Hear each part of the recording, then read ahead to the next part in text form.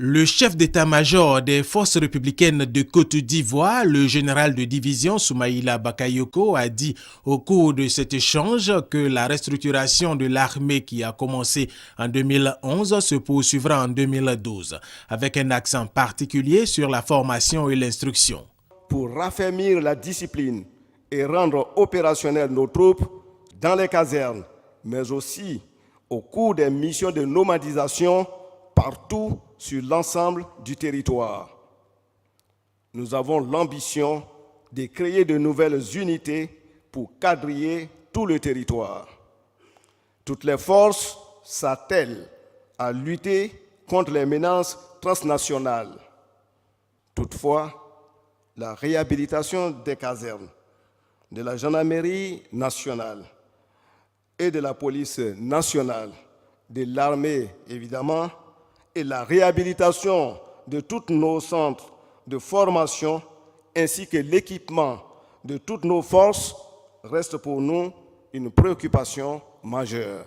Le président de la République, Alassane Ouattara, a salué les efforts de l'armée ivoirienne et a pris l'engagement de lui donner les moyens nécessaires pour l'accomplissement de ses missions. En matière de réforme du secteur de sécurité, nous mettrons en place le dispositif nécessaire pour sa conduite avec l'appui de nos partenaires.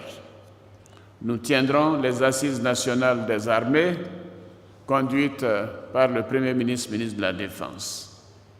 Toutes ces réflexions et consultations nous permettront de disposer d'une nouvelle politique de défense et de sécurité qui renforcera les relations entre l'armée et la nation.